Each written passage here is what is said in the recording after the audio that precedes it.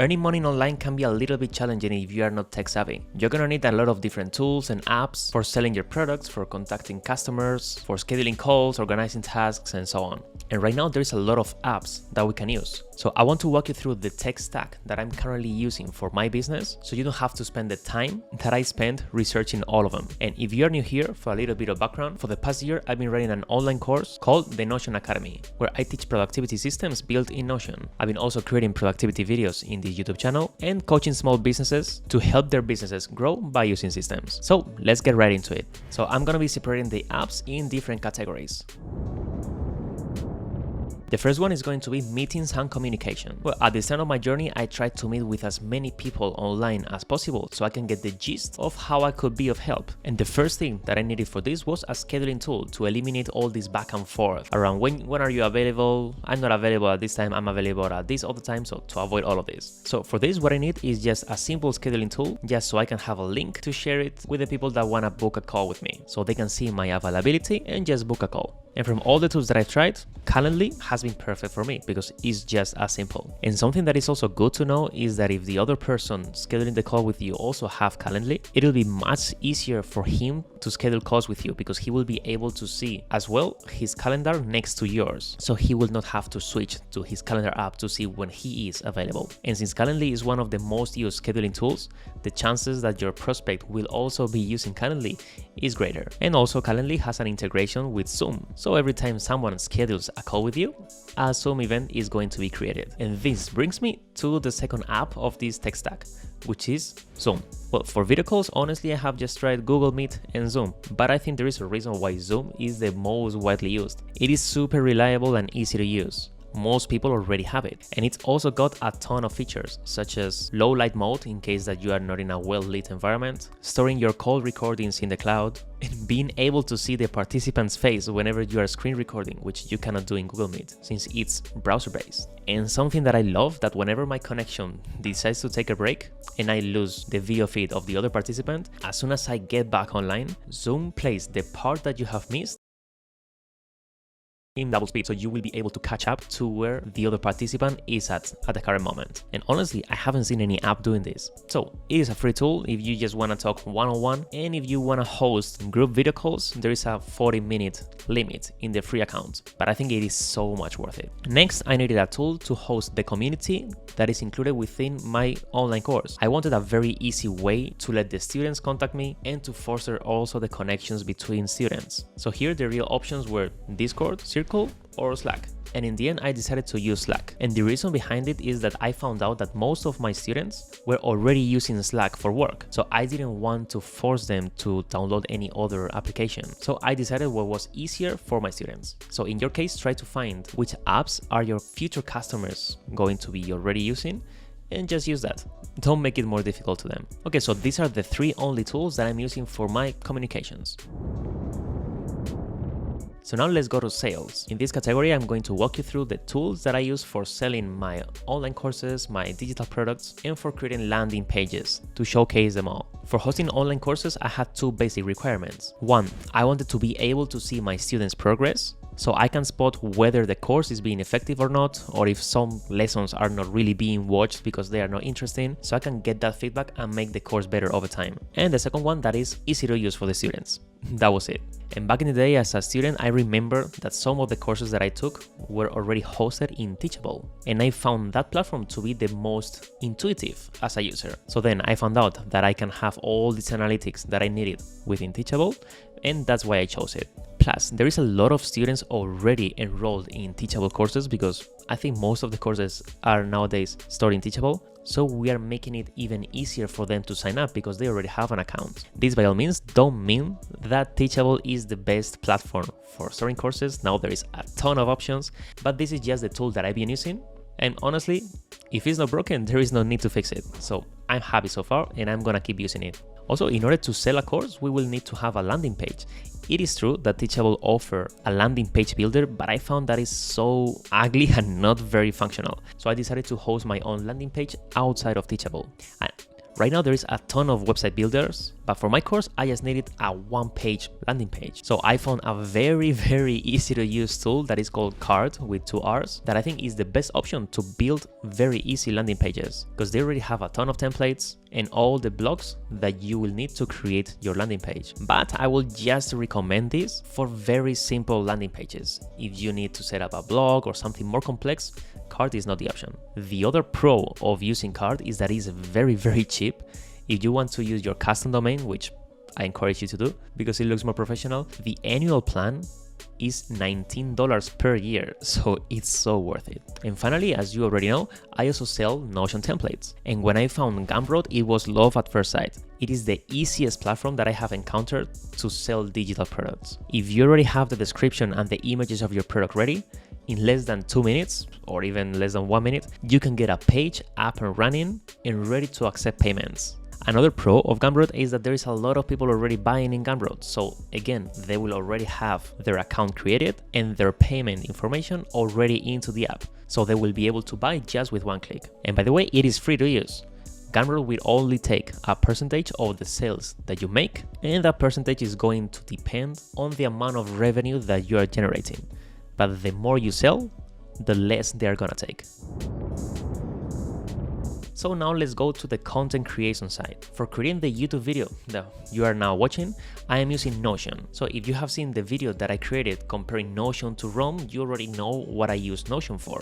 And one of the things is for the videos of this YouTube channel. And the reason I use it is because creating YouTube videos is quite complex. Each video goes through different statuses and entails different tasks and information, and also I have an editor, so I need that he also enters into the process at a certain point. So in the end, it would have been impossible to just use a simple Google Docs or a simple app. So if your content creation is a little bit complex, I will so much encourage you to also use Notion, and you can even use the video over here in which I explain which is my whole process of creating these videos. And here is where I decided to break my simplicity rule by adding one more tool to my toolbox. And this tool is Roam Research. And the reason for this is that it is so much easier to input new ideas into Roam because in Roam there is no structure. There is just a page that is created every day and I just can dump all my ideas over there. And then I will be able to link it and to create new ideas through serendipity. And it is because of this that it is in Roam where I decided to create all the emails that I send in Productivity con Leche, which is my weekly newsletter about productivity and improving our relationship with work, which doesn't have to be spending more time on it. So feel free to join in the description of the video so you can get my next Sunday issue and get access to all my Notion templates as a thank you to you. So in Roam, whenever I'm going to write an email, everything that I have to do is to first decide the topic and then search for everything that I have written in Roam around that topic. Then I take the bits and pieces from the different parts, assemble the email, write the missing parts, and it is ready to go. Now, the next category is content distribution. One of the platforms that I mainly use is Twitter. But something that I hate about Twitter is that every time that I need to tweet something, I need to go into Twitter and see all the timeline.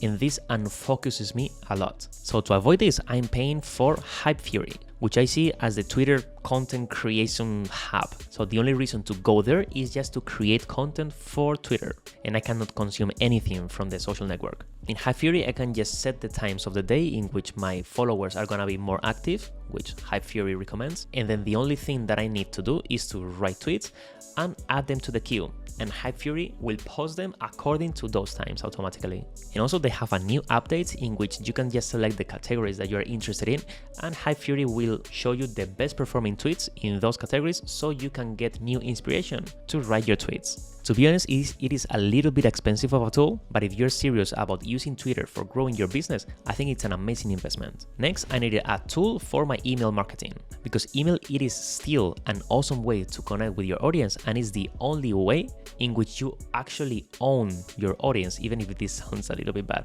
But by owning, I mean that you have their email address. And it doesn't matter what happened, it doesn't matter that even if the tool that I'm using for email marketing goes bankrupt, I will always own that email list because it is not tied to any company, which doesn't happen with any of the other social media apps. There is a ton of email marketing tools out there, but I decided to use ConvertKit because it is a tool that is mainly focused on serving online creators. It is super easy to use, very visual, and and even building the most intricate automations, it is super easy and even it is fun. It also can read the sales activity of most platforms that creators use. And in my case, I use Teachable and Gumroad, so I'm able to read the sales from there and to perform actions according to that. So we can do things such as whenever someone purchases one of our products, we send them a welcome email. And then we can automate that 5 days after that, we send them another automatic email asking them how the purchase went. It is a bit more expensive than the competition, and that is why I would just recommend it if you are actually going to use all these features. But if you're just going to use it for sending emails every now and then, I wouldn't recommend it. There is simpler tools and much more cheap. You can also find an affiliate link to ConvertKit in the description that if you use it, I'm gonna get a kickback, which also helps a lot. And the final category is the productivity category. So these are apps that basically save me time every week. The first app is related to automating processes between tools. Again, there is quite a lot of apps that can do this, but the one that I like the most is Zapier. Zapier can listen to any activity inside of an app and execute a number of actions after that has happened. So let's say that someone schedules a discovery call using Calendly. So we can use Zapier. So every time that happens, we can create a new entry in our CRM and send ourselves a notification in Slack, for example. Or let's say that every time that we receive a payment via Stripe, we want to enter that data into our finance manager. We can also do it. Zapier has connections with more than 3,000 apps. So really the limits of this app and the workflows that we can create are endless. And in fact, this is one of the reasons why I use Zapier, even if it's a little more expensive than the competition, because it can integrate with so many apps. When I tried to use other tools, I found out that some of the apps that I wanted to automate were not supported. And because I'm all about spending money to save time, I think Zapier is an amazing investment. The next one is an app that helps me save so much time while using my computer. And this is Alfred. This is an app that every time that I have a new Mac, which is not very often, by the way, I always install. By the way, it is Mac only, so sorry Windows users. But this app has a ton of features. The ones that I use all the time is a clipboard history, which allows me to search for anything that I have stored in my clipboard for the past 3 months. This is amazingly useful if I want to retrieve past information, because just by knowing one word within whatever I want to retrieve, I will just have to search it, and that is it. If I didn't have it, I will have to go back to wherever I stored that information, let's say an email, so I will have to go search through an email, find the text that I want to copy again. So using a clipboard history saves a ton of time. Alfred also have a text expander, which allows us to set up a certain string of text, so whenever we write it, it's going to be converted into whatever we want. For example, I have !E1 to expand to my full email address, !E2 for my business email. You can also use this for URLs that you use very frequently, such as your Calendly link. So I will just have to write !Cal and my Calendly link gets pasted. And lastly, Alfred also have what they call workflows, which are basically automations with one trigger and certain events that happen after that trigger has been fired. They can be as simple as just using one shortcut to open one website. For example, I have one that just by writing Y in Alfred's search box, I open my YouTube's account, or to be able to search emojis through that search bar, or even change currencies. Well, there is thousands of workflows that people from the Alfred community are building, and that you just can go find them in the Alfred's forum. There is so much more that Alfred can do. So if you are interested about more ways that we can use this app, please drop a comment below so I can know that there is enough demand, and I will make a video just about this app. And finally, a focusing app. This productivity tools list wouldn't be complete without an app that actually doesn't let me check Twitter or email or whatever else whenever I'm working. And this app is called Freedom. I have already talked about this app in this channel, but I cannot emphasize enough how useful it is. It is an app that allows me to block apps and websites that I have previously set. So whenever I want to start what I call a focus session, I will not be able to access any of those apps and websites. It is really a godsend for whenever I'm working, and it allows me to maintain focus for that task that I have at hand. And I would personally recommend it to everyone who works on a computer. And then I have a bonus app that I also use, which is Fiverr, who are kindly sponsoring this video. Fiverr is a freelancer marketplace. No, it's a joke. They are not sponsoring me anything. This channel is just 2,000 subscribers, so I wish Fiverr would sponsor me, but it's not the case. It is an app that I actually use. So jokes aside, I consider Fiverr an actual productivity app because in the end, by hiring freelancers, we're saving so much more time that we can't even imagine. So for example, the editor that is actually editing this video was found on Fiverr and is helping me to save a lot of time. So far, as I said, I have hired a video editor, a guy who helped me set up my blog, and in the past an artist who created my company logo. Well, actually you can find everything that you want on Fiverr. And of course, this is going to be the most expensive of all the tools that I have recommended in this video, but we are hiring people, not code, so it kind of makes sense. So I know that starting an online business is not easy, and that we can get overwhelmed with the amount of tools that we can be using. So I hope that this video was helpful and that it can be the starting point of your creator journey. So if you like this video, please drop a like, because I think, or I've heard, that this helps the algorithm. And as always, hasta la próxima.